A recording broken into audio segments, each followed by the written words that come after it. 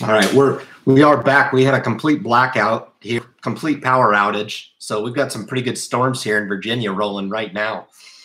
So I will wait a little bit, give it a good fighter's try to reconvene. We'll do this in a two-part deal, but I tell you what, we're gonna have to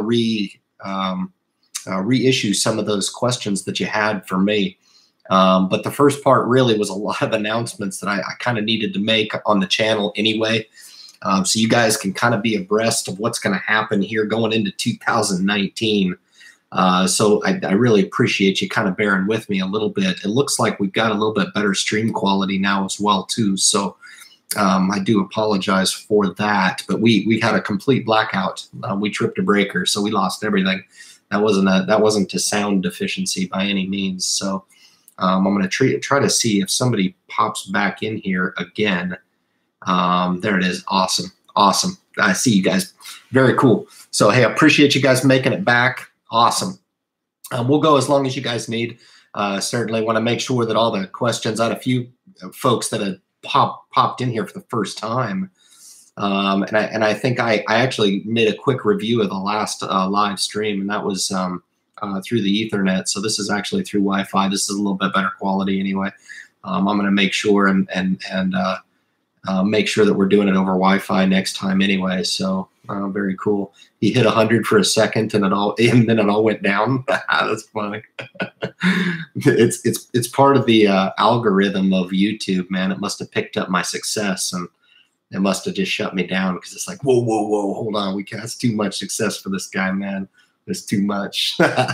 So I've got In Munch. I didn't see in there before.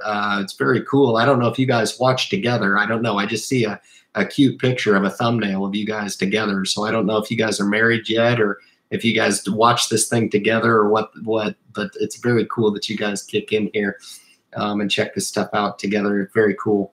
Very cool. That's kind of how, it's always me delivering the message, but I've done a few videos on investing for spouses and, investing together, and I wouldn't have it any other way. There's another half of this equation, no doubt about it. So one of these days you'll get to meet her for sure. I keep telling Ernest, I keep joking with him, man, that we need to get up to that 100,000 subscriber mark because I'm dead serious about that Vegas trip, man. I'm dead serious. We'll be going for a week and doing a conference, and maybe I'll make it a book signing. That'd be kind of fun to do kind of a conference, but I really with the intention of, I love meeting people, man. I love it. I think it's great. Life is good, baby. Life is good, man. I'd love to meet some of you guys in person. I think it'd be awesome. So Lydia says Ryan equals knowledge. Now I don't know, man. I would kick back a little bit and say I've just got experience. Okay. I think knowledge is gained from experience and making a lot of mistakes. There's no doubt. And, and hopefully some of the younger folks that make it into the group, they can really benefit from having that experience. And it's not just me too. I've got some other really good experienced investors here. I can't thank, Ernest enough for his work in the Facebook group. I mean, that guy doesn't need to volunteer. He does enough civic service in the Facebook group for me. And so we've got a pretty good group making their way back in here. I'm probably sure they're trying to make their way back in. So I do appreciate that, man. So we'll give it a couple more minutes anyway. I do want to thank you guys absolutely, for the support. But I had a laundry list of questions, and I think we probably lost those all. Unless I could pull them up on my phone and actually go through the questions that way, I could probably do that. But let the group get kind of back in here so we can enjoy this on kind of a part 2 of this live stream. I have no problem with that at all. We'll go for an hour or so, and then I can take my well-deserved break. So it's been an interesting week this week. With the volatility still kicking up, and like you guys said, I think we need to kind of play this thing by ear a little bit. And I'm sure it wasn't Jeremy lurking around the channel. I tell you what, my only real criticism, I want all the success for that guy that I want. I disagree with his investing philosophy altogether. I think he's, that's fine.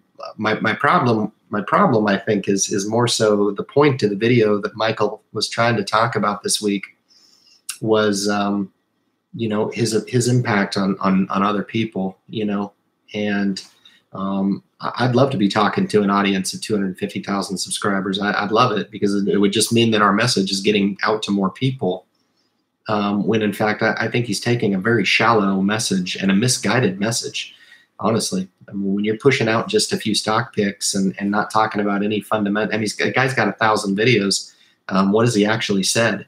You know, I would contend that you could comb through my catalog of 250 videos and come out quite well, and you wouldn't need to be an analyst. Okay, you would just understand a lot about what you need to know fundamentally. So if you did end up wanting to put, you know, a Cirrus Logic or a Callaway Golf, which I don't have a problem with those stock picks. That's the ironic part about it.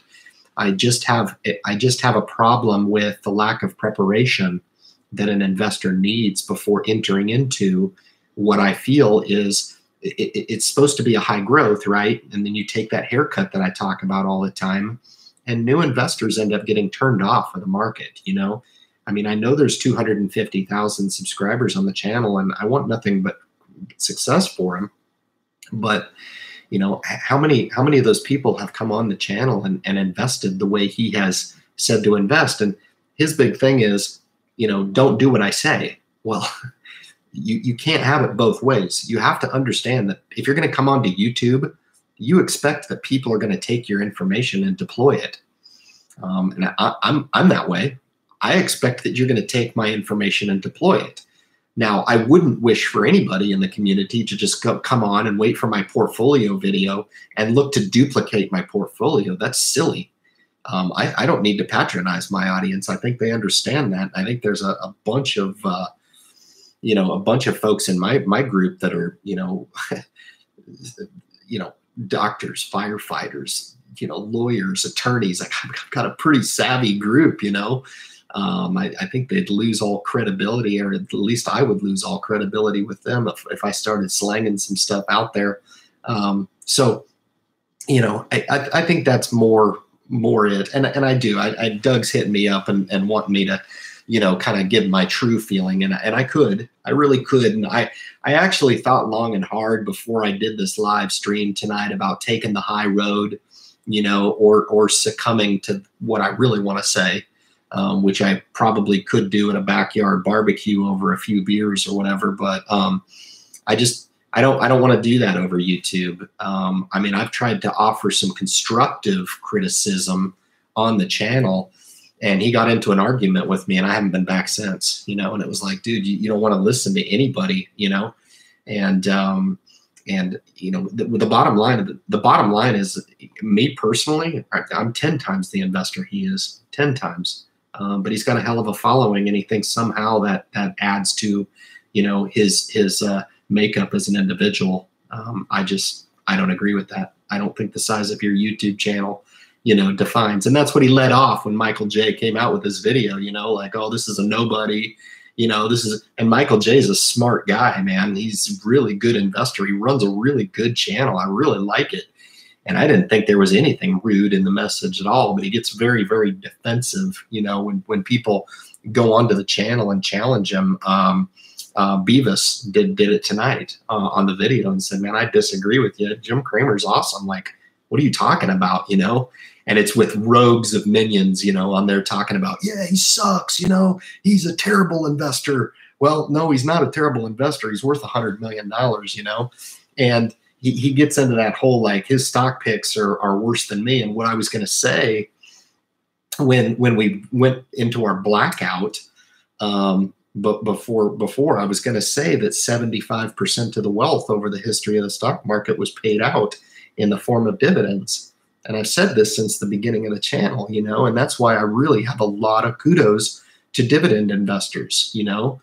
PPE, he's one of them. You know, he's a solely dividend investor. And even though I partially agree with that, I think he could really, really branch out and build a very cohesive portfolio if he would just kind of step out of that rut a little bit. But he believes in what he believes in. So who am I to say you're wrong? It's right to him. So he's legit, and he's been very successful doing it. But yeah, the whole lack of taking advice from people is crazy, because the responses are kind of arrogant, and it's really kind of just representative of what I've got. I did want to actually talk about this a little bit tonight, and just kind of look at what we're trying to build with our community that actually have a plan, and you guys shouldn't be losing sleep at all if you deploy some of my strategies. And you guys know, I mean, my portfolio, I don't like to see my money go down, but if I could just give you one gift, through the independent investor channel, it would be my risk tolerance that I would give most investors. And the way that I give that gift is by making you understand the importance of the plan. And I've got 4 points here on the board that kind of walk you through what it is someone that approaches the stock market in the way that I try to teach. And yes, I believe that you should deploy. All right. I'm not one of those guys that's going to sit there and tell you, hey, I'm going to run a YouTube channel, but don't deploy any of the information I'm putting through. You see? I think that's kind of counterproductive. One day the stock market is a scam, and the next day we're buying Apple. It's just like I don't get it. So and I'm a pretty smart fella, so I just don't really understand where we're coming from. But I mean, these are some of the things. Grounded is one of them. You should be investing in the stock market and then going on about your lives. Okay, don't get involved in the stock market and let it consume you, okay? I'm kind of a dork in that I like it. It's kind of a hobby of mine. And if it wants to be that same passion for you guys, certainly you can, you can do that. But, work really, really hard up front.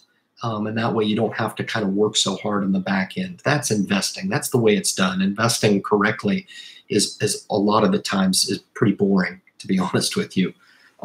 Focused, controlled, and helpful. The helpful piece is the one thing that I kind of put myself into that, in that I become a better investor by helping people, right?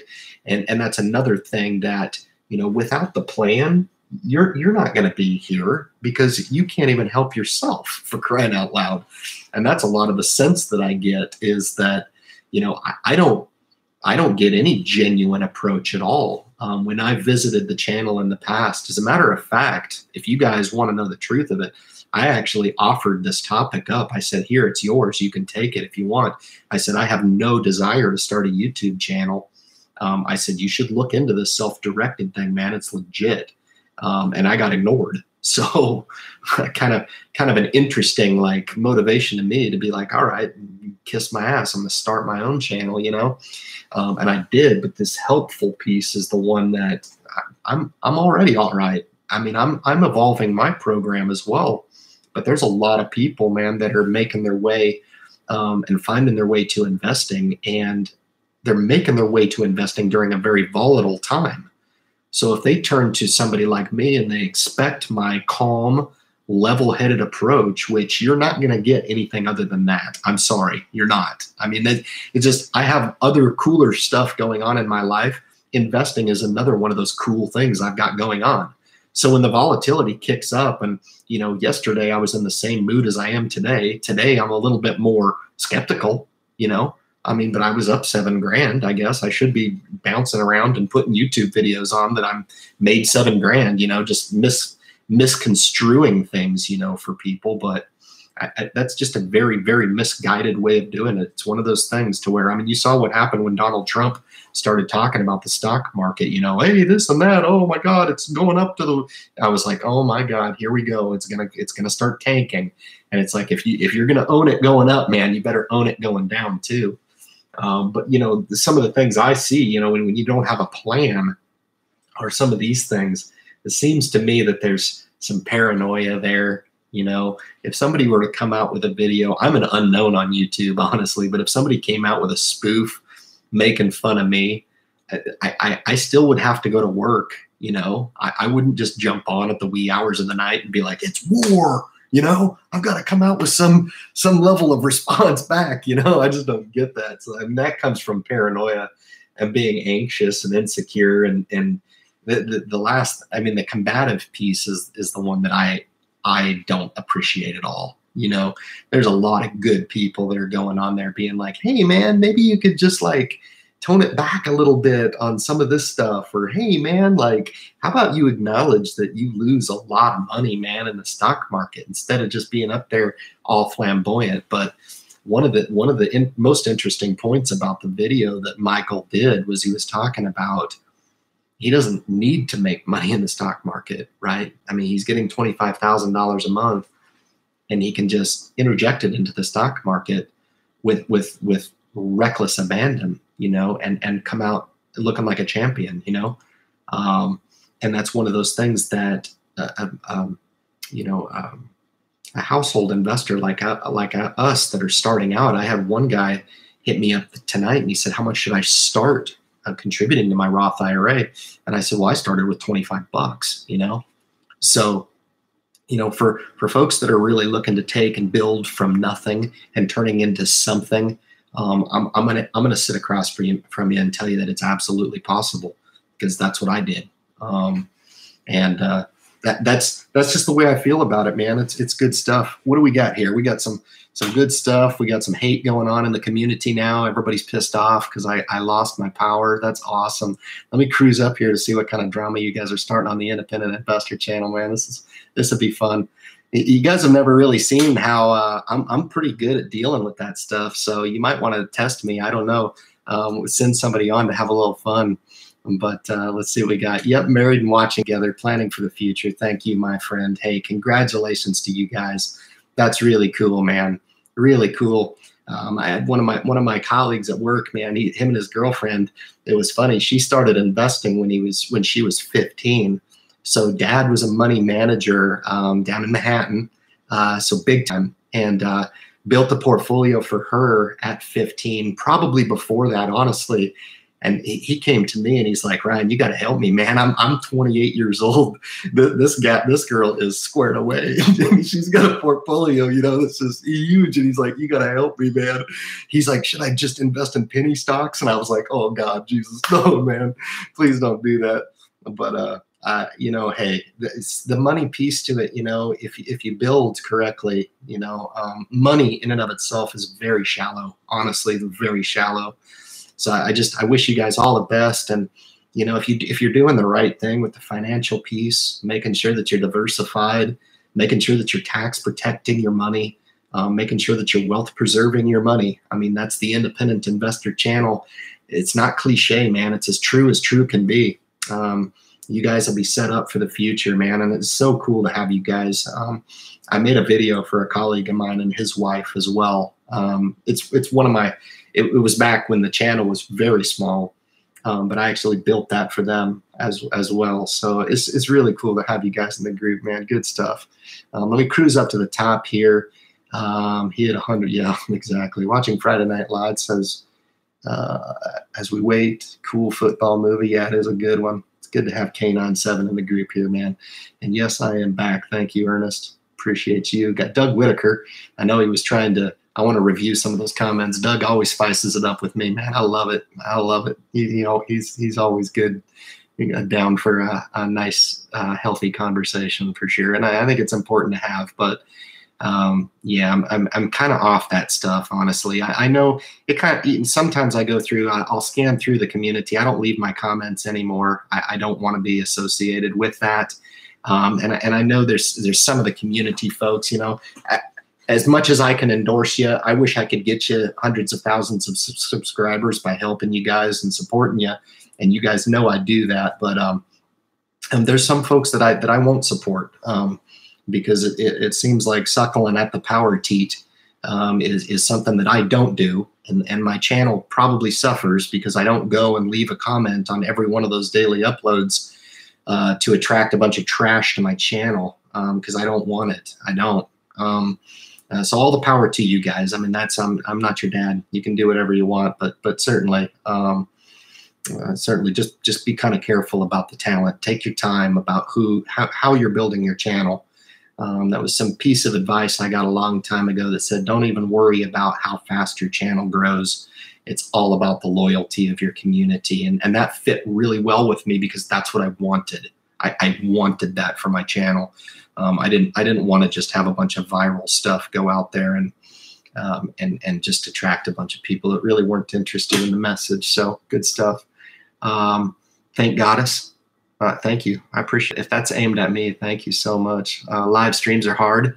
They're not hard for me. I love them. This is all I'm going to do. When this channel, Lydia, I got Lydia who's hitting me up. She does a very good live stream, actually. But when I get more mature in the channel, and I end up finishing my career, I'm going to do live streams every day. Actually, I'm going to set it up like a TV channel, and I'm going to have a professional studio.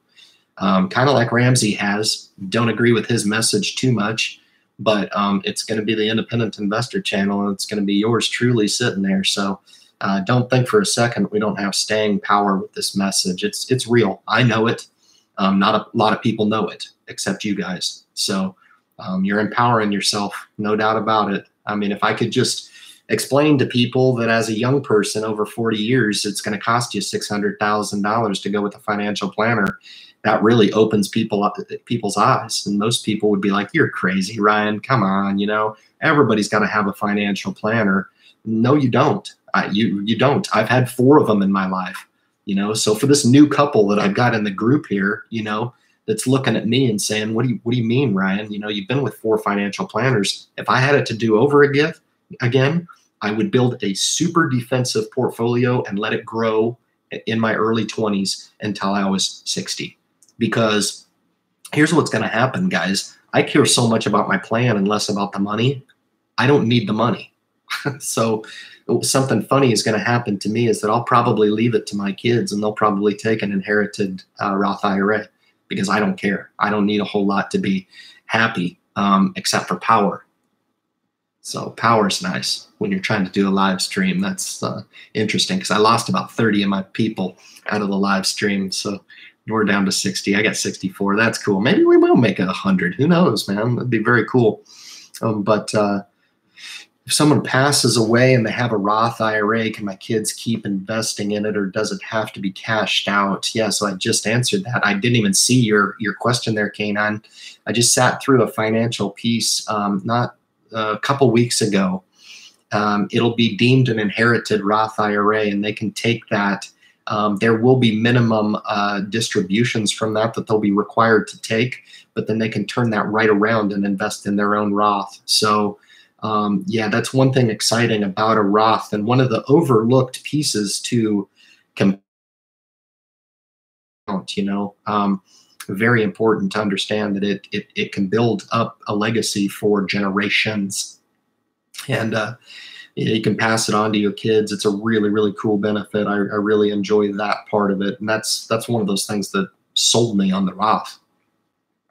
And it's the same thing with me as well. Being in the military as part of the TSP, the Roth TSP is the same thing, right? It has that ability to pass on to my kids, and it'll become what's called an inherited Roth IRA. So cool stuff. Thanks for that question.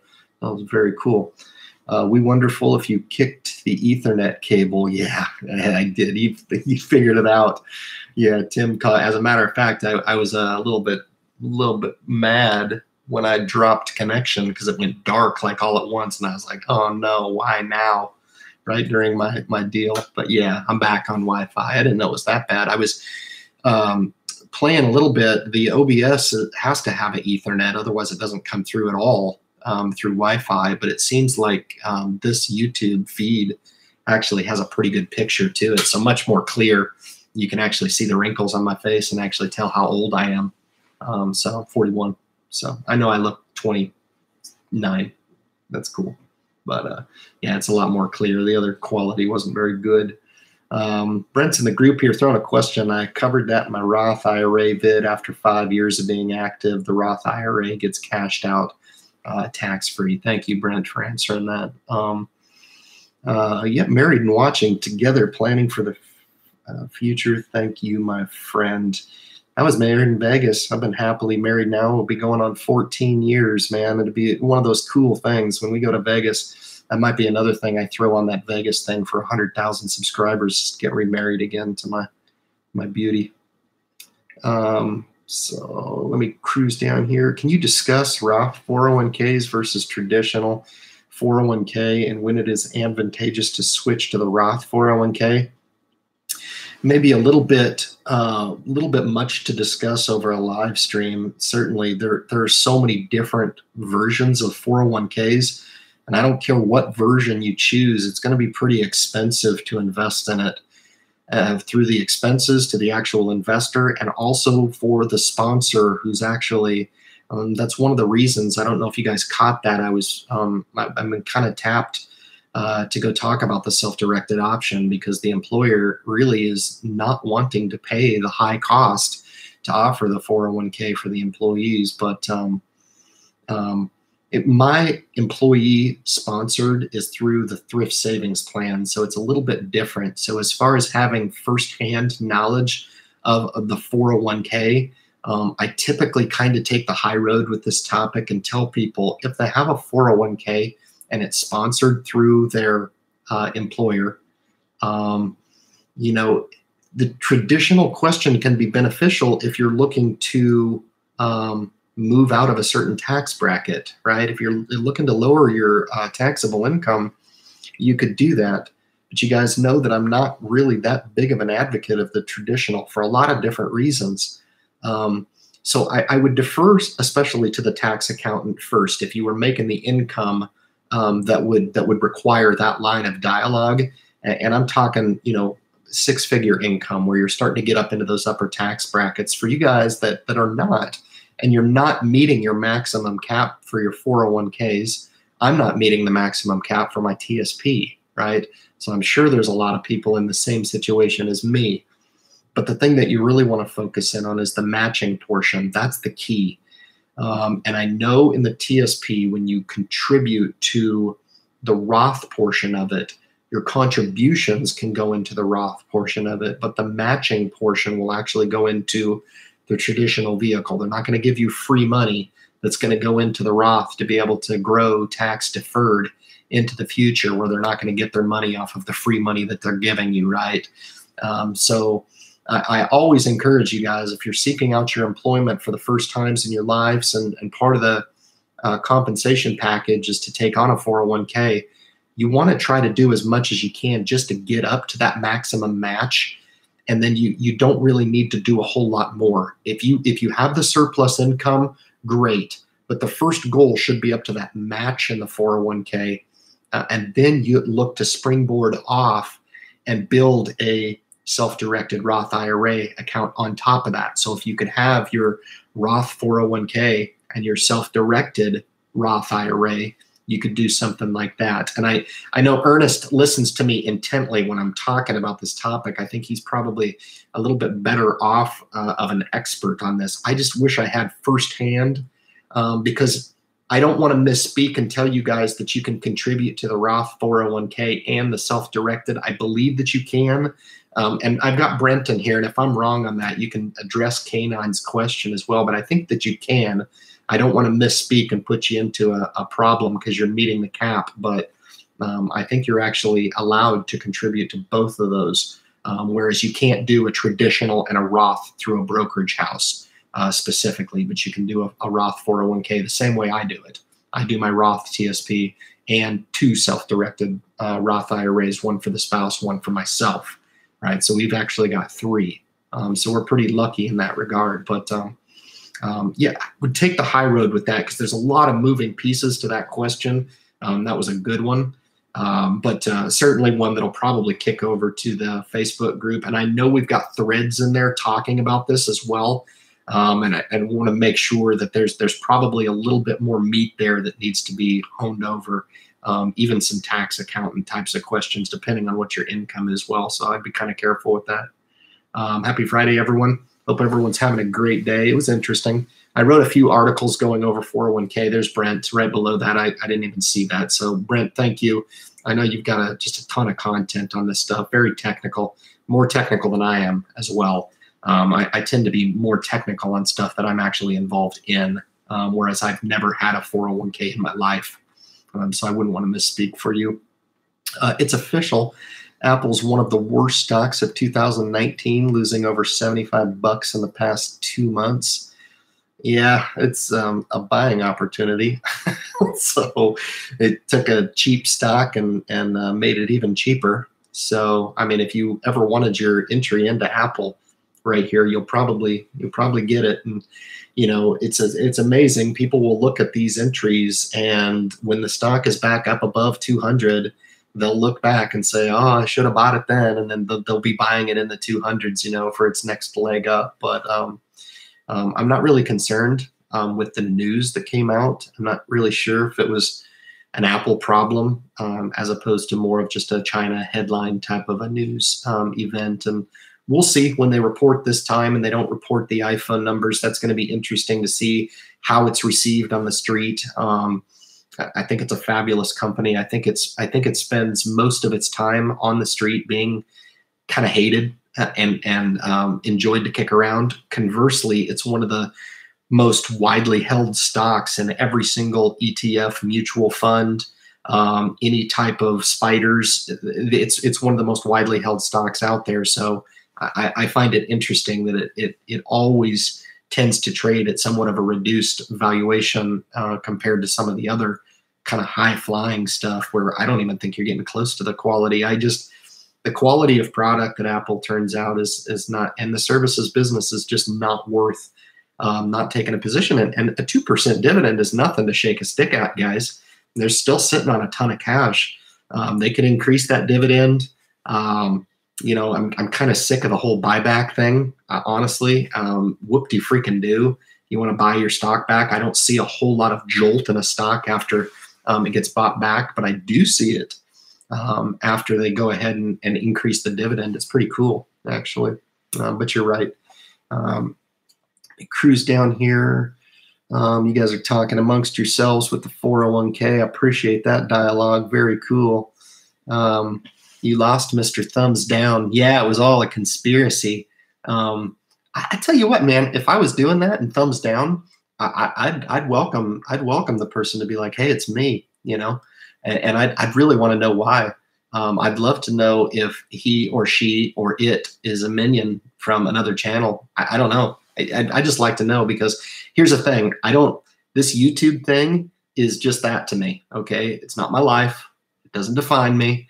Okay. My relationships with you guys do. I mean, I value the heck out of that. You know, I'd feel awful bad if Bob Wright came on here and started throwing tomatoes at me, or Doug Whitaker, you know. I mean, he does it for fun, but I mean, I actually like you guys, you know. But yeah, come on if you're the thumbs down. I've invited it on the videos a few times, and crickets, you know, crickets. But YouTube makes a lot of people brave, and I'm laying it out there for you, man. Red carpet. It's an open invitation to identify yourself and let me know what we can do better here to provide better value for people in the trenches on how to actually succeed in the stock market.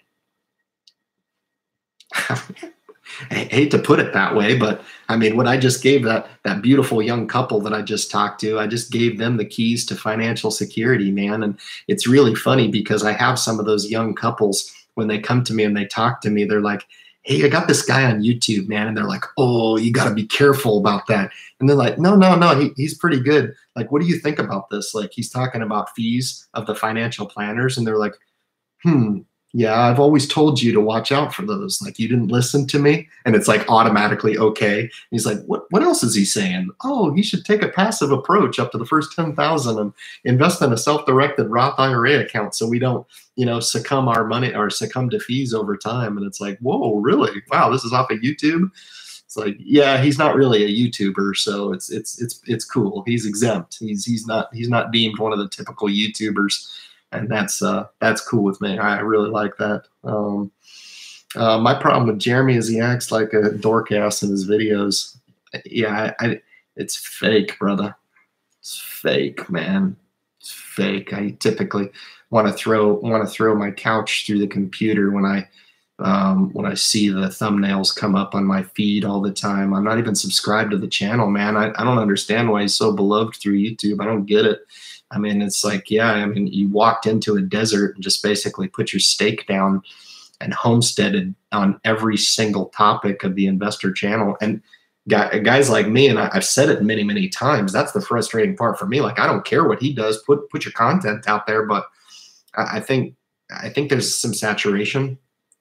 I think, you know, Scribner would disagree and say, all is well, all is rosy, there's plenty of room for everybody. I disagree. I don't, you know, I don't think so. I think there's so many investing channels. Everybody's cropping up doing the same tired thing, and it's kind of just sit back and I'm like, okay, whatever. I'll just keep on talking to my loyal 1,000 people in my group. I could give two shits less about the 10,000 subscribers. I like the loyal people that come in, man, 1,000 or 1,500 loyal people that actually tune into the channel, and you know, they're legit hardworking people, ground truth people, you know, that see right through that crap. And that's the funny thing about that comment is I watch it and I don't want to tell you what I want to do, but you can get my hint. I mean, I'm just a pretty good judge of character. That's all. And I think that a lot of other people are as well. That's my piece on that, man. Thank you, Doug, for getting my blood boiling again. It's good stuff, man. Worried if I have cash on hand to pay taxes, might not be good to switch to a Roth 401k. Brent's given some statistics here. 31 December, January S&P 1.44, Dow 1.59, NASDAQ 232. Gosh, I wish I knew what you were referring to there. Interesting. Lydia, he likes you. Jeremy doesn't interact or care about his viewers. Yeah, you stirred the pot there on your last comment. I saw you on there and I read what you read, and it was pretty cool, actually. But I don't know. You're probably going to get yourself blocked off of there. I know you just really, it's really going to break you up when he blocks. I guarantee I'm blocked. I'm guaranteed, because I went on there and made a few comments that were probably borderline rude, but I meant it. They were true. I just told him what I thought he was doing, and you know, and probably got blocked for sure. And he wanted to argue with me about my feeling on Procter & Gamble versus Coca-Cola Classic or something. He seemingly thinks that that's the worst stock out there to buy, GoPro.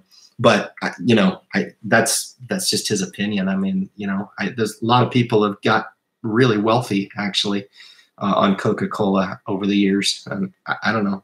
It just doesn't want to invest in it. That's fine. Thoughts on day trading? I got Zach in the group here. You know, it kind of depends, man. You can be very successful at day trading. Here's my thoughts. I'd recommend, and depending on how much experience you have, I don't speak to anybody and say, it's a terrible way to go. It's just that when I started investing, that's what I started doing, and I lost my ass. Okay, I lost $3,000. It was embarrassing. Got into hawk with the IRS. Yeah, I've been there. I got a bill for $5,500 from the IRS out of money that I lost $3,000 on. Go figure. Trust me. I had to go back, submit all the 1099-X's, go back and reevaluate every stupid stock trade I ever made. A lot of penny stock stuff there. So that's why I don't want to lump your question in with my misfortune. Okay. So you put the penny stock aside. It's very tempting. All right. If you're talking about day trading, you need to be very, very good at technical analysis. Number one.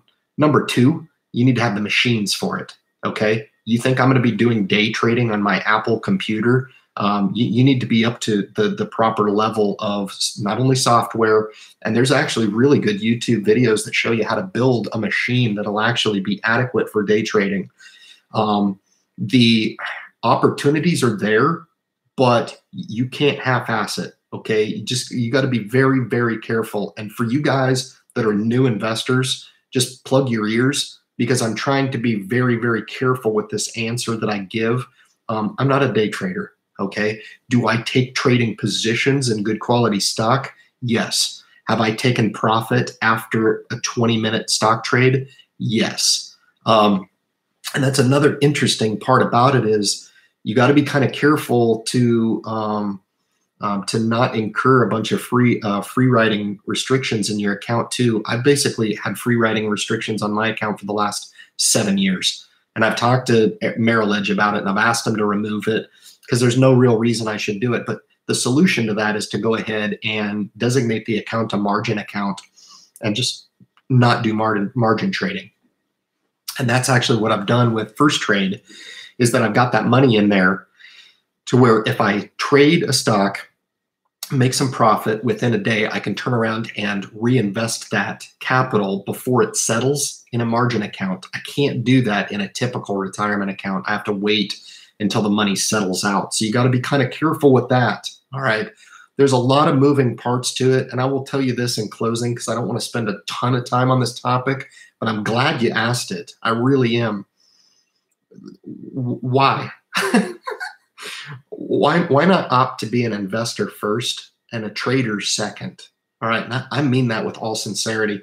I don't mean to patronize. Zach, you could be the world's greatest trader, and there's folks that make a lot of money doing it. But I tell you what, you don't hear a lot of the stories about the people who've lost their ass trading. Okay. You don't hear a lot of those stories. So you just got to be kind of careful. The only people that you're going to hear about are the folks on YouTube, on Facebook, offering their courses for $6,500, saying, "Hey, I took 10,000 and took it to, 3 million." And those are extreme anomalies. Okay. Whereas my game is one that anybody can win at, even Jeremy. He should take my advice, man. He said he had no interest at all into coming onto my channel, which is kind of cool too. But anyway, he might be the one coming in and doing the thumbs down thing for me, actually. So, but glad to have your question. Glad to have you in the group, Zach. I really appreciate the question, man. Which trading platform do you recommend? Since you say trading, I don't have one to recommend, because like I said, you've got to have those specific, you got to have the computer to do it first, and you've got to have the platform to do it. All right. I have level 3 trading opportunity within Merrill Edge. I never use it. Never. I don't need to. Okay. I don't trade the way you're referring to trading. I don't do that. Certainly my investments, I have shorter term positions that are tradable, and then I have my long-term investments that I'll keep for the rest of my life. Okay. So I do have some positions that I don't mind taking profit in my portfolio, but for the long stuff, that's just continuing to accumulate dividends. And very, very rarely would I ever look at any of those really strong dividend stocks that have appreciated so much over the years to sell them. Why? They're working. They're money machines that are working when I'm sleeping. So, but I don't have a recommendation. I know what you're asking for, but it's more than that. You really got to have the machine to handle the platform, multiple screens to be able to do it right, and be a hawk on charts and chart patterns. If you don't have that, you're going to lose. Okay, I'll save you a ton of money. You'll lose. All right. So good question, man. I like it. Any thoughts on PCG? I think it's good. I think it's really good. I'm really excited about real estate REITs in 2019. I think VNQ might be a winner. It's really done well through the course of this volatility. If you guys wanted to look at VNQ, but PCG, it's escaping my mind what exactly that is. I don't know why I'm coming to the real estate, or if it's a utility. So help me out there. I don't have every ticker symbol in the New York Stock Exchange memorized, but that was a good question. Yeah, it's just escaping me. So I don't have an opinion on that. But if you guys throw it in the group and remind me, I will give you my opinion. But Jeremy's message doesn't seem genuine to me. Yeah, no kidding. That's because you can smell shit from a mile away, Bill. That's why. I'm not sure what you mean, taxes on. Okay, so you guys are talking the 401k. Canine can talk finances, man. I love it. Becky says yes. Jeremy argued with me. Yeah, he had a fundamental.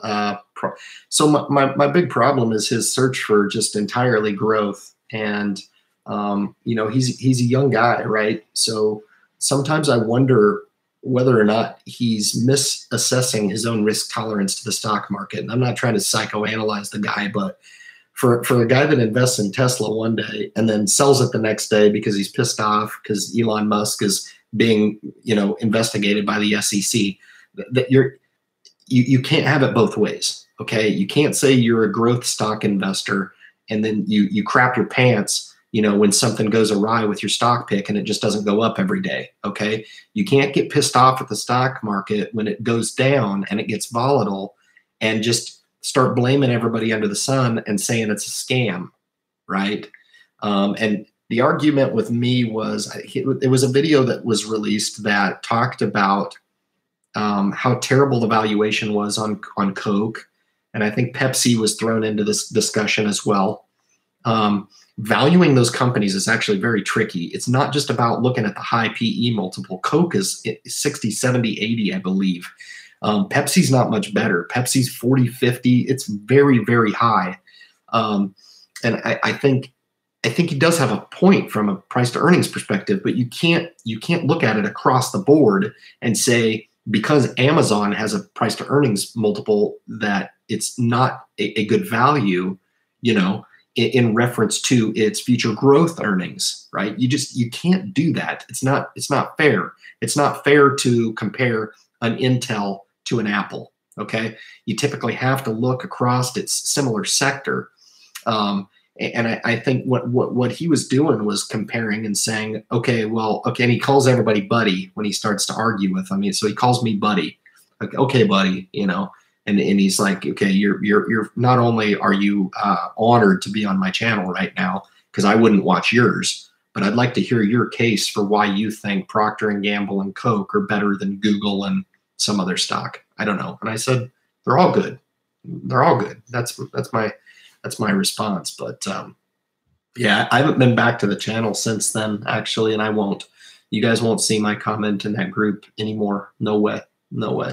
Because I had a few people talking to me about, trying to gain views from a subscriber. And I was like, Jesus Christ, you guys are a bunch of idiots, man. Get out of my face with that. It's crazy. So do you think it's worth it if you don't have cash for that and they'll take it out? Okay, you guys are still talking. Man, you guys got quite you're going to owe him like a financial compensation package after answering all these. PPC Ian in my top 3 just revealed his portfolio. Good stuff, man. That's cool. I think he has like maybe 40 dividend stocks or something. Pretty impressive. Pretty impressive.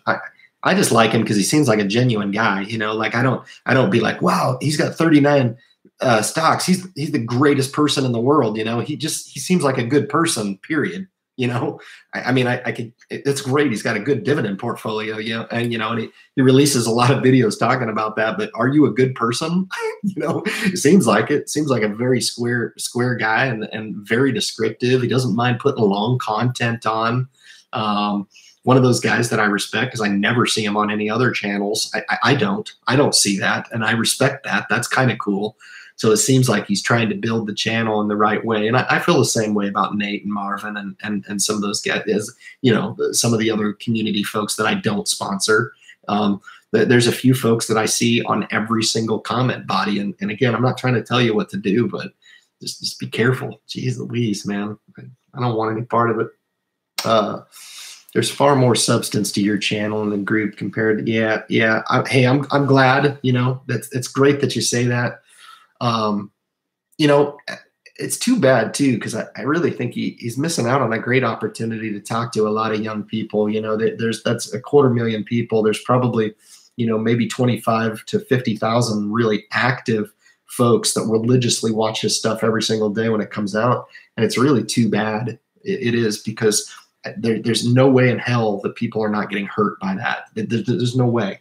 And again, that was the point of Michael's video, to come out and say, Jesus, just take a time out for a second.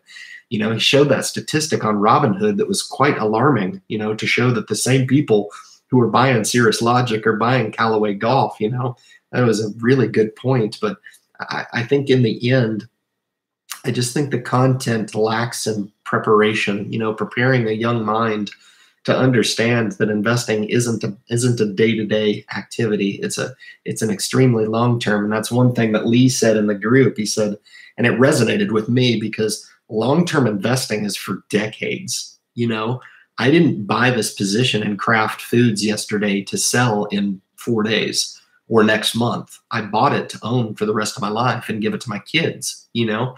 So it helps when you're making your stock decisions to think long-term, you know? You don't know where it's going to go, but at least set yourself up for it to go there, you know? That's the real important part about portfolio building. And that's really what it is. You're not going to do it overnight. You're not. I'm sorry. Yeah, Bill, I got you right below, man. It's good to see you, man. Happy New Year to you, my friend. I thank you for all your comments, man. Pretty legit. I've been trying to kind of make a spot and try to get a spot for you in the sponsored channels. I don't forget things. So I've got your email still and your request, and we'll see what we can do about fitting you in here in 2019 to the sponsored channel list. So I'm glad to do it for you. So and thanks for kicking back in. If Jeremy was a bug, it's step off.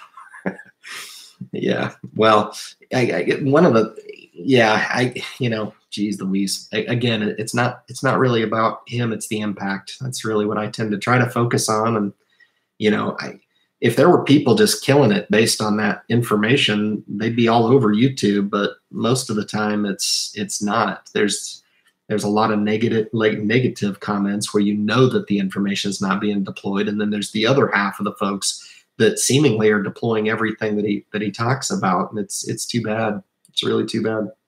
Hurting a lot of people. They'll learn or they won't. One of the two. So I just had a mess in 2018 and we'll have a fun time with taxes. Yeah, you got all kinds of stuff going on with your real estate, brother. But good luck to you. Yeah, it's not. I'm not looking forward to it either. Yeah, Sven left a really good comment. I got Mike Latta in the group here. I hope Mike Latta probably. Sven, PPC, and Scribner, pretty good quality. Yeah, they're really good. Don't really watch a whole lot of Sven, but he's good, really smart. Seems genuine. A little more doomsday than me. I watched one video where he was like, Jesus, the stock market's not going to go up until 2028. And it was like, wow, all right, now that's interesting. I don't believe in telling the future, but okay. You know, found this channel through Scribner's when you did your dividend picks with Ryan. Keep up the awesome job. Hey, that's cool.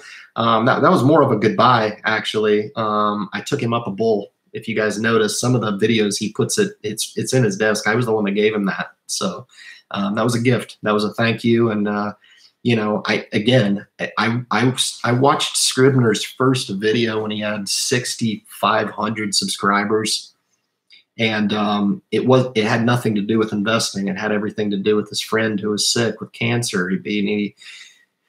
It was cool. It just like, I was like, dude, this guy's legit, man. Like, he's a good person. Holy crap, you know? And then started kind of watching him a little bit with the investment thing and identified, I mean, I think he was doing it from his room or something when he started. It was just really a cool, it seemed like a genuine dude.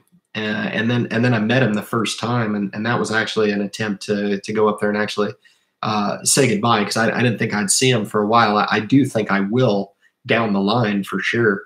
But the guy's making all the connections, man, and he's doing it right. He is doing it right. The quality of the videos that are putting through. He's not losing power and dropping power during his. You know, he doesn't do live streams, but his editing is amazing. He's hired somebody onto the channel to handle that piece of business for him. The vlog that he just put on for traveling to Vancouver to meet up with. I think it's Dan Locke, I believe is his name. That was a pretty cool interview, really good. He was nervous, but wouldn't you be if you were interviewing Dan Locke? And Dan Locke's kind of a legend. I mean, you want to talk about somebody who's a legit seller, a high-level seller. It was a cool interview because he was able to talk about those high-income skills, you know, public speaking, writing is one of them. You know, and he started talking about how he kind of broke in and, you know, working for free for a while. I thought it was an amazing interview. 45 minutes of content on YouTube, and I consumed every second of it, man. And that's when you know you got your audience, man, when you can produce that high level of content. But Mike, thank you. The twist on the end, I've met him twice, and he called me the real deal, which coming from him was kind of funny, because he's a young guy. He's young, and I've said a few things that kind of trip him up a little bit, because I want the world for the guy, but when you're in your early 20s, I mean, could you imagine being bestowed upon that much success, and having the responsibility to to appreciate it? That's hard. It's hard, and I don't mean it to sound like a bad thing. It's just a great thing. But he said on his 100,000 subscriber video, he said, I'm hard on him, because I just want to see him succeed, so I'm kind of looking after him. I don't want to see him get caught up in some crap, and he's laser focused, dude. He'll be a multi-millionaire, no doubt about it. He may do it before 30. So, I mean, I'm honored to be part of his group, but not because of the monetary thing or the YouTube thing.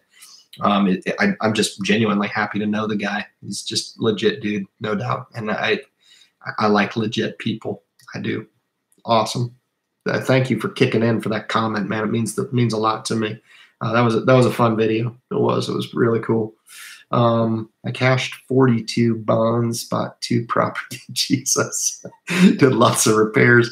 You might need to go get an accountant, man. That's a lot, because you got a lot of write-off stuff there. You might be over this huge standard deduction that we're going to get this year on the tax deal. So Trump needs to get monetized and get off Twitter. Yeah, I know, right? Oh, monitored. Yeah, I know, it's crazy. Jeez Louise, some of the stuff that comes out of his mouth, it's like, oh my gosh, it's crazy, It's like, I had something said today that I can't speak on, but it has everything to do with what's going on in the government, and you guys can put 2 and 2 together to kind of know what I'm talking about. But interesting times right now, no doubt. Let me cruise back up here. It jumped on me. I thought there was somebody in the group wanting to spread some hate my way. I'm looking for it. That would have been cool. I never get any hate in this, because you guys are so freaking awesome. I just love you to death, man. I look forward to my live stream every Friday with you guys. Very cool stuff. Let me try to cruise up here to my spot. I got Investing Wisely in the group here, man. One of my favorite cats. Right on. I'm down big, and Philip Morris. That's a tough one, man. That was really, really tough. I'd hold it, no doubt. Don't sell it here, man. Philip Morris is very undervalued. I think you're good with Philip Morris. I'd hold that. Don't even sweat that at all. I mean, Jesus, it can't be as bad as General Electric, man. And General Electric starting on its upward march. It's going to get above 10, and then the question is going to be, is it going to hit 20 before it hits 5? That's going to be the question for General Electric, man. So Investing Wisely, I just saw another one here. He's got V&Q in the portfolio, so that's the real estate REIT from Vanguard, and I'm actually looking at that right now. That's really, really tops on my list, man. Good stuff. Let me cruise up to the top here and see if I can find my place again. Texas Instruments over IBM. I think that's what you mean by that, Jeremy. But I have 50 shares of IBM right now. TXN is, I think it's Texas Instrument. Correct me if I'm wrong. I don't know if I'm getting a little punchy as it's getting a little bit later in the evening, but that's an awesome company. Ryan, I've gotten a couple questions, responses from Jerry. They told me I use this channel to promote myself. Lydia, wow, that's interesting. Laugh out loud. I insult him all the time. You do, and that's I wouldn't expect anything less than you. I read your comment and I was like, man, she's like telling it the way she sees it, and I just think he's very, very sensitive on on constructive criticism, that of which I think you're trying to offer. I'd put your portfolio against his any day. I've seen your portfolio. I've seen his. It's very anemic, to be quite honest with you. But yeah, I just, just be careful about the attention that you attract. I would say, I'm not going anywhere. I sponsored you, right away. I was glad to do it. I took kind of a chance a little bit because I didn't know you. I've gotten to know you a little bit. I was glad to do it. I made the right decision. It's awesome. I want to see nothing but success for you. get bigger than the independent investor channel. That'd be awesome. You know, I think you're turning a lot of people onto investing, and that's a good thing. At the end of the day, it's a good thing. But yeah, I know you go on there and you're happy to kind of let them know. I don't think anybody's being rude. You know, I mean, if you were being rude, he'd censor it, because he takes comments off the group and community. And she's like, Jesus, you know, remember the paranoid? Like, that's paranoia, yo. That's crazy. But whatever floats your boat, however you want to spend your time on this earth. That's awesome. I tip my hat and I say, continue to contribute to society in such the way that you are, because your contributions to society are insurmountable. I mean, just really giving back. I'm speaking to him right now. So good stuff, man. Yeah, I know. I don't, I'm all good. I like Jeremy's channel, even though I completely disagree. I think a lot of people, that's really cool. Take it like a grain of salt. I got Michael Hayes in the group here, offers it up. And it's like, you know, it just take it for what it is, man. It's entertainment, no doubt about it. But yeah, my thing is I tend to not make excuses for people. And I certainly don't have any sympathy for the people who are getting hurt by the message. So that's a little tough for me, you know, and I don't mind calling a spade, honestly. I'm being very, very politically correct right now. If you guys wanted to know my honest opinion about it, we'll do it in Vegas someday, man, when I hit 100,000 subscribers, man. I'm all about that. So I own both GIS and IBM. I think GIS is a better investment. Yeah, you could be right. I think they're both good. I do. GIS is very, very recessed. General Mills I looked at for years, man, in the 50s, you know, and here it is. I think it's low 30s, if I'm not mistaken, Bill. I think you got a good long-term investment there. I think you're good with GIS, and the dividend to boot for sure. IBM, I wouldn't be so dismissive on that. IBM's been going through some serious restructuring. Hopefully the Red Hat deal goes through. I think Red Hat was one of the #1, if not the #1 performer in the NASDAQ last year. It was very high. It did very well. I think that was a great pickup. So we'll see what happens. Good stuff, man. Almost pro skater. Financial. You guys are having a field day tonight, man. I'm trying to sift through here, get to some good investing question. It drives me crazy. I figured he would, investing wisely. I don't think I'd want to be on your bad side, to be honest with you, but I typically am not on anybody's bad side, so that's typically where I like to stay. So yeah, man. Hey Ryan, what are your thoughts on General Electric? Do you think it's going up? I do. Yeah, I mean, it'll go up from here. It's not going to continue to go down. Good CEO, everything's covered, and I think it's gonna do fine. Continuing to hold the shares. I've got just shy of 300 shares. I think I made 2 buy points on the way down. Obviously, if I had it to do over again, I'm not going to tell you that I enjoy owning General Electric right here, because you know I'm down a couple grand, I think, in the position. But here's the thing: General Electric represents like 1.3% of my total overall portfolio. Why do I need to sell it out of a portfolio where it represents that tiny of a percentage? It benefits me to hold on to it, maybe even accumulate more if I still believe in the company, and I do. How could you ever have seen what the problem was at General Electric? You could have never saw that. I mean, they were hiding everything, you know? So, I mean, you had every analyst in the world recommending the stock when it was at $42 a share, and they were paying a 5% dividend. You know, why is it not more attractive now that all that stuff's been flushed out and it's trading at $8 a share? You know, really not completely satisfied with the valuation, but they're getting still a little bit of premium, understanding that they do have a lot of backlog in their business. And I think once that kind of comes through, new CEO is going to turn it around, man. He's going to start making money for that company. You watch. It's going to happen. Whether or not it happens in 2019 or 20 or whatever, I think we've got at least a doubler on our hand and probably a tripler and maybe a 4-bagger.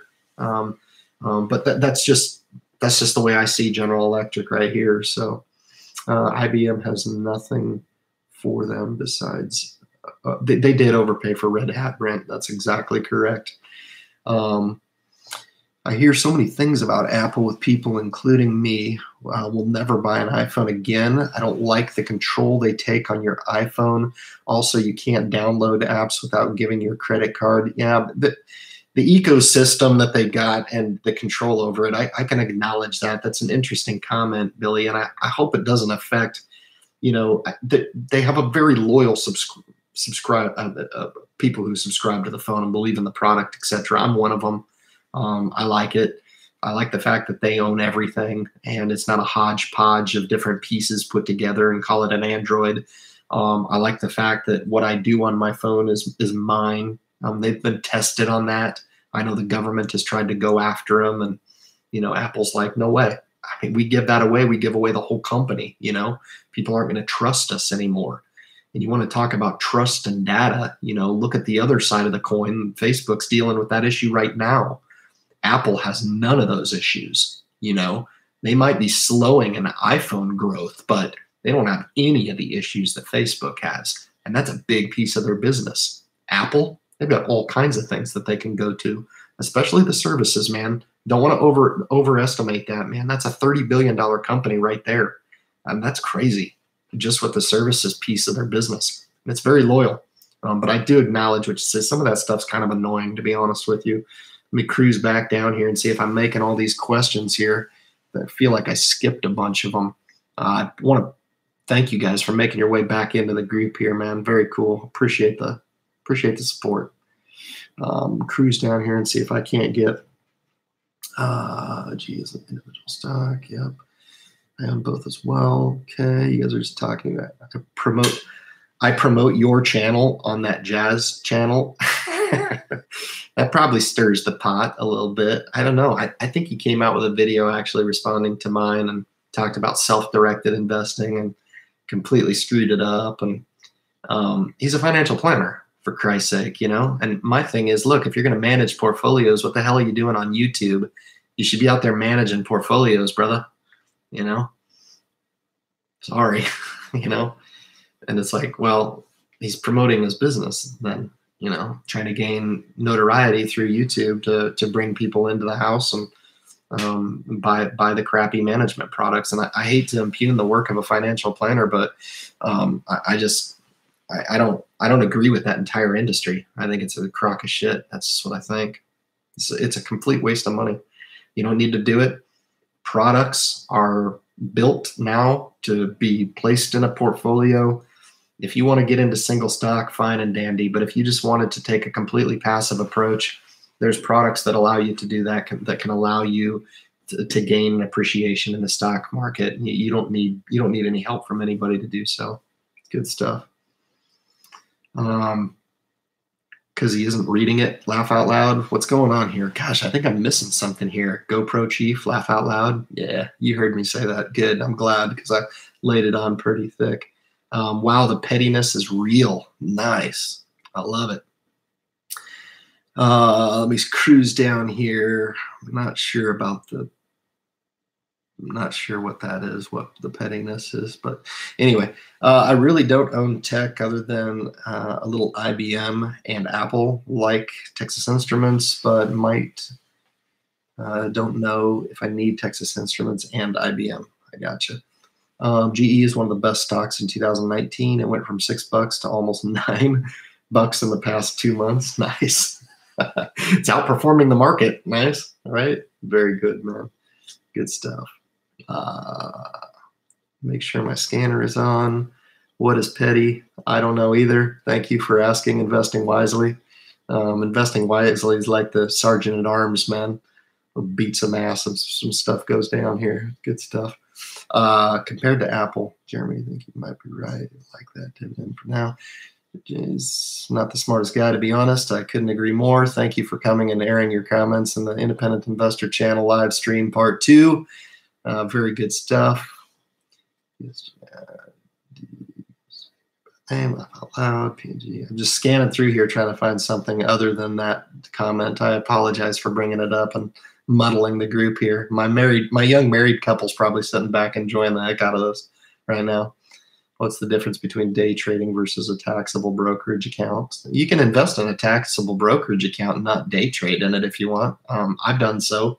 It just gets taxed as earnings. If it's short-term capital gains, you can do that. That's fine. Doesn't hurt nothing, but you're not going to be day trading. I mean, I have a different idea about day trading. I'm talking about sitting at a desk with 6 screens, and you're looking to be in a stock for a few seconds. That's day trading. Okay. And again, you have to have the machine. You got to have the platform to do so. All right. Is good at what he does, but Ryan gives real deal in terms of sound advice. Yeah. I mean, it's easy to give the sound advice because, I mean, this is stuff that I do. And again, I've said it many, many times, and this is what gains me notoriety through YouTube is that I'll say when I don't know, you know. If somebody comes into the group and says, hey, Ryan, you should look at this, I'm always one to be like, yeah, wow, that's a cool idea. But facilitate the dialogue rather than say, you can, get off my channel. Like, you don't know what you're talking about. I can't listen to any other idea because I've been investing for 3 years and I know everything, I'm here to tell you, I've been investing for a long, long time. And Bill's been investing for a long time too. And he'll back me up on this, The stock market is a humbling place, man. I am always looking at how I can become more defensive in the stock market, more diversified, identify those gaps and overlaps, and how I can improve my process. And I've become a better investor since I've had the independent investor channel, right? So if you benefit, I benefit. And this is not a Ken Fisher commercial, okay? I don't take 1.5% of your money. All right. I don't. It's free of charge to come on, but the knowledge is where the power is. It really is, man. And fostering up a discussion about investing is a good thing. I got Michael Hayes here who says Webull's awesome. So that's the third one that I recommend. Obviously, M1 First Trade is who I'm affiliated with, and then Webull, who Scribner is affiliated with. I was just interested to know how the free stock worked, if they just pick a stock based on how much you invest and they just give it to you, whether or not you have a choice in the matter or not. I was kind of curious to that. I think it's a cool thing. It's cool. But I was just interested to know, how they do that. And then if you wanted to sell the stock, obviously you could just be able to sell it and take the cash benefit anyway. So very cool. I appreciate those opinions because I turn those opinions back to people when they come to me and say, Ryan, can you recommend any type of trading platform, or not trading platform, but account that offers, free trades? And Webull is one of those. It's one of the top 3 that I offer with the other ones as well. So thank you, Bill. Your answer is more clear than Google or Investopedia. Nice, man. Day trading is buying a stock and selling it. He's given the textbook answer. Sorry, I gave you mine, but there's different interpretations of what you think that is, and I've never done it in the literal sense. I mean, penny stock trading is just stupid. Okay, it's just stupid. You shouldn't do it. It's a waste of time. You don't want to spend your time doing that. But if you are going to become a trader, man, you really, really need to. It's an art, and it is a legit, serious business. Trading is legit, but you got to do it right. If you do it wrong, you're going to lose. So that's my piece on it, man. So yes, Webull is legit. From what I understand, Larry Culp has 7.5 million share incentive. That's correct. Get the share price up to 31. I guess he's done it before with his company, so maybe he can do it. Yeah, he was the CEO for Danaher before. He's very well respected, as General Electric is well respected as a company as well. He stands to benefit significantly, obviously, if the company does, because I think a lot of his compensation came in the form of the stock as an investor. I like that. I think if it's good enough for the CEO of the company to invest in, he's coming over. He believes in the product. He believes in his own ability to clean up the mess that was, if it's not already partially cleaned up, and take General Electric where it needs to go, back to profitable. I think he'll do that. So PGE is utility. Thank you, Sue. I appreciate that. I'm a little punchy. It's been a long week this week, so good stuff. About $200 over on Webull. Good job. I like that. Okay, calling. I have some B&Q. Yep, already covered this stuff. Kind of getting to the end here, guys, and I would be looking to wrap it up. So I got about a half hour on the first one. Man, I was on a roll with the first one. I was upset. I really thought that was a kind of a cool live stream, but thank everybody for coming back and spending some time with me this evening. Ryan, love your content. Thoughts on Philip Morris? It's a buy. Yeah, Patrick, got you in the house. With the dividend, it's a buy right here. I'd like to take a look at what what's its PEG ratio at right now, right here, because it's always carried a fairly rich valuation. Philip Morris makes a lot of money, and I don't know why the stock has been getting creamed. Now the entire stock market's been getting crushed, but here in the mid 60s. Good grief. I remember Philip Morris up high but just shy of 120. I think it was the end of 2017 where it was there, and it's done nothing but adjust back. So I don't know if it's the transition from traditional tobacco. I mean, Europeans are going to continue to smoke, and I don't know if I've got any Europeans in the group, but hell, you got to agree with me on this. I mean, Jesus, you guys can smoke, man. No doubt about it. It's like part of the gig. But they're getting into some of the tobacco-less products, the vaping products. $13 billion business. Philip Morris is going to be a major player in it. If you don't mind having the international exposure in your portfolio, Philip Morris is a buy right here. As a matter of fact, you just stoked my interest enough because it's been on my radar as well. I may be looking to add a little bit more discretionary to my portfolio. Philip Morris fits the bill. So good stuff. Ryan, you convinced me to start my Roth. Nicholas, man, it's the best thing you could do for yourself, for your future. Don't get too crazy with this stock market. Scale into it. If you need to start with 25 bucks, do so. You'll be glad you did later on down the line. You'll be given plenty of opportunities to invest in the stock market. We may be in one right now, but there's some discussion perhaps maybe that this might not last. I don't know. I don't think that way. I just tend to take my opportunities when I see them. I saw one yesterday that I liked. Felt like today was going to be a bounce. I had an inkling to take 50 grand and dump it on the Apple for this morning. I had an inkling to do it. It would have been a great trade for me. It would have been a one day trade of 50 grand. But I didn't. I had the thought, you got to pull the trigger on stuff like that. But no, not in this volatility, man. I'm not about playing right now. But the thought did seriously cross my mind. And it even more crossed my mind to take a few more share position in Apple. But I've got 51 shares right here. I'm satisfied with the position. I own the Tech Spider ETF. I own Intel.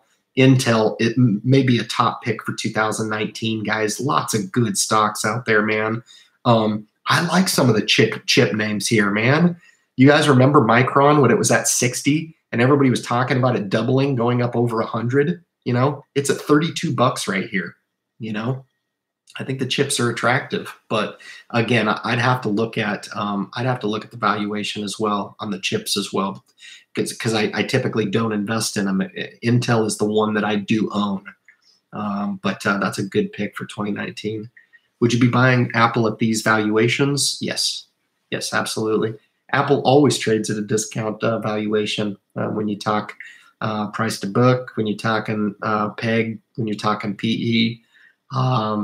And again, you know, I typically don't try to speak in that lingo all the time on YouTube. I try to talk about, do you want to invest in Apple or not? If you're one of those people that don't believe in the company, that don't believe in the product, and you can tell me that's not important, but I would kick back and say bull crap, because people who are investing in Tesla believe a lot more in the product and Elon Musk than they do about the technicals of the company. Okay, so don't tell me that you don't need to believe in a company to invest in it. It helps a lot.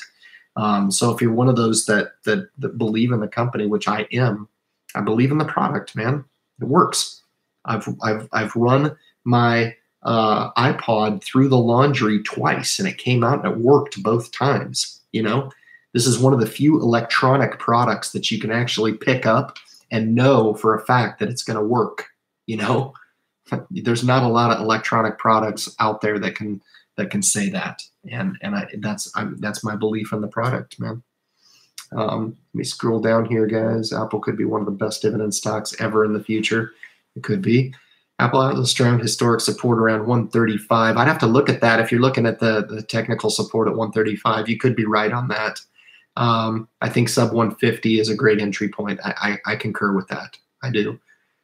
Probably jumped the gun a little bit. I didn't think it was going to stay in the 150s. I was wrong on that. I got hit with a bad piece of headline news and took an adjustment back, and I suffered a little bit for it, but we made it all back today and then some. We did good. I currently have Apple. I've got almost a pro skater. I currently have Apple, Disney, JP Morgan, Disney, VOO. Do you watch my videos? Man, that's a perfect portfolio. What other stocks, ETFs do you recommend to buy? I saw Ryan earlier videos on other sectors. You've got a great start. I mean, you can obviously average into the VOO. That's a good base in the portfolio. You could look to add some other exposure. You know, you've got JPM for the financials. Disney's discretionary. You put Disney on there twice. I don't think you own it twice, but and Apple's good. Add an oil right here. You know, down this far, could probably go with a big oil. Royal Dutch Shell's one of my favorites. Exxon's just getting crushed right here. You guys know I own Marathon Petroleum, but that wouldn't be a primary holding in that portfolio. I look at Royal Dutch Shell. They're attractive right here. Maybe adding a material in a lesser of a share count, right? So I don't know what relative amount we're talking about in that portfolio, but Dow DuPont is a buy right here. You could look at beefing up a little bit, take a little materials section there. What you don't have is industrials, UTX, FedEx, Boeing. In the industrial sector, you could look at that, and if you couldn't make up your mind and buy one, you could get the industrials spider ETF. I own that as well with UTX. That's my major industrial holding, along with 3M as well. So hope that kind of helps you. That's the fun of it. I mean, look at all those good stocks you got. You're doing quite well. You need a healthcare. I think healthcare could probably take the cake as far as what your addition there. Pfizer, you guys know I just bought 40 or 50 more shares of Pfizer. I can't remember which one it was, but Pfizer, awesome. Sold it at 45, watched it come back in again. I bought it again. Why not? And so I just reduced the position down to 20, sold some white meat, watched it come in, and bought it again. So here we go. So rolled some of that profit back into the stock. Good stuff. I had more Apple. Cruise down. Is a genuine guy. Yeah, I agree. You get Billy's throwing. It's easy to tell. It seems really cool. I don't know if he's filming from Hawaii. I'm not sure if I saw some of the thumbnails that he's got. If he lives over there, that's kind of cool though. Yeah, it seems like a really cool guy. Just wait until 5G rolls out late in 2019. iPhone sales will explode. Yeah, I agree. Bill Schultz right now, my 2019 Roth IRA. Haven't opened my tax brokerage account because Ryan emailed me his affiliate link, but I've yet to do it because of holding holiday debt. Laugh out loud. You and everybody else. Yeah, it's a tough to get over that. You will though. My goals are for long term, so I can ride out the market ups and downs. I tend to stick with more conservative or safer investments in my Roth. Now, that's a good point that Bill makes there. You know, I talk about so many pillars in an investment portfolio: a fixed pillar, a growth pillar, a dividend pillar, small cap pillar. Those are all different. And I tend to try to think that way as well, in that in my brokerage account, I've got some dividend, I've got some growth, and I've got the fixed. In my Roth, I tend to go with a little mix as well of a lot more dividend heavy stuff in the Roth. Because remember, I don't want to take that downturn in the Roth because that's tax protected money. You want to make sure that that's yeah, it'll adjust up and down, but you want to make sure that there's really good churn in that portfolio, and it's always dividend reinvesting, because that's where the capital's going to come from, guys. Okay, that's the real secret to investing. You know, you want to have some growth exposure to your portfolio. You want to have some small cap exposure as well, but that churn on those good dividend payers, that's really going to be where the wealth is built from, in my humble opinion. That's a really good comment, Bill. I appreciate that. That's good stuff. As far as Apple goes, I think they will morph into something else in the not too. That's true. You know, that's a great point. K9's pointing out they've always been able to be on the cutting edge of, you know, what's next. I mean, they've basically taken the place of the home phone. They've taken the place of the Discman. You guys remember that stuff? I might be dating myself a little bit, but they straight up, man, they're great inventors. Wearables are, you know, increasing sales at 50% clip. The services business, again, very profitable. A lot of cash on the sidelines. So yeah, I think it's good. I see Apple becoming more like Microsoft. Wow, that's interesting. They're just a little bit more exclusive of an operating system than Microsoft. That's interesting. Some of the products are integrated, that are offered on both, but yeah, I don't know if Microsoft ever has or ever will enjoy the ecosystem that Apple does currently right now, especially the brand loyalty and the customer loyalty. I think Bill, can't wait for your update. Going with Betterment for Roth. That's an interesting move. I mean, it'd be interesting. Let me know how that goes for you.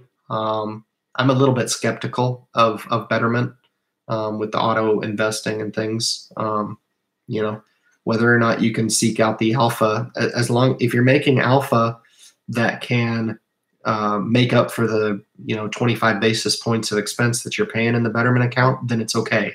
If not, then it's not okay. It's that simple. You know, if they're going to charge you that money, you better be making that money over and above to cover the cost of the expense within Betterment. So just be kind of careful. 11-1 is. I'm starting to lose my voice, guys, but I'm kind of looking through here. I just wish you had a live stream without spending half the time talking about Jeremy. Yeah, that's probably true. No, I agree with you there. I'm scanning through here looking for some comments about investing. So I do apologize for that. But on one side of the house, I apologize. On the other side, I don't. Because I think people need to really be privy about making their own decisions, certainly. But also, you know, offering information that people can follow, you know, not always saying, hey, do your own research and you're on your own. You know, if you really know what you're talking about in investing, then you can have the confidence to sit across from somebody and say, hey, do this. And that's really why I touch on that. And I get the whole like softy feely thing nowadays. I get it. We're supposed to all just love each other. But here's the thing, man. It's not that so much as my focus, more so the audience. Okay. And if they're not smart enough to figure it out, then I can't help them. Okay. I can't.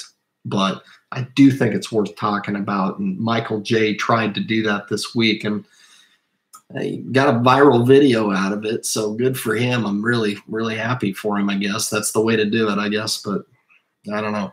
But yeah, you make a good point. I do apologize for that. Just subscribe to you, Bill. Going to check out your channel too. Awesome. I love to see that network and very cool stuff, man. I'm going to get to the kind of the end here and make sure there's nothing else out here that warrants my attention here. K&I West Coast can be nice. I just love the weather here. Of course you do. It's nice every day. You wake up and there's sunshine. Give me a break, Lydia. I know how it is there. It's great. It's never bad. People can't take constructive criticism anymore. The world is super sensitive. Yeah, that's true. It's like, Jesus, get over yourself. It's crazy. Ryan's talking about book publishing. Yep, I am. I mentioned that in the first one. This is part 2 of the live stream. I'm working pretty diligently on it. It's been written for 10 years. So this is my crazy notes. That's how small I write. So, but yeah, I just got to get it on the computer, and then I got to pick myself out a reputable publisher. So we'll see. We'll see if I can get that project done. I've kind of got myself against the grid a little bit to get that done in 2019. That's one of many, many goals. Can you say how that publishing will work? Yeah. So I've kind of been talked away from Amazon. Kindle has a publishing service. The problem is that everybody and their mother kind of goes on there and takes advantage of that service a little bit. So you got to be kind of careful. I'm going to be looking to go with a little bit more, more reputable publishing. I do think I've got something here. So we'll see how that goes. You guys will be the first. I don't mind being visible with my program. I won't ever charge for my portfolio to be transparent on YouTube. I just, that's silly to me. Like, hey, here's my holdings, here's my allocation. I just don't see what the big deal is. I don't. So contrary to a lot of other channels, that'll continue to be something that I do for you guys. But anyway, I am going to wrap it up, man. Hour and 30 minutes. I'm starting to lose my voice. Thank you to the group who came out back in here, made it a really good live stream. I've got one, Patrick threw an interesting question in here, man, about the IPOs that are coming online with Uber, Lyft. I just be very, very careful. Okay. That's what I'm going to say to my group. I won't be buying any of them. I won't. Okay. Uber is not Google. All right. It's not.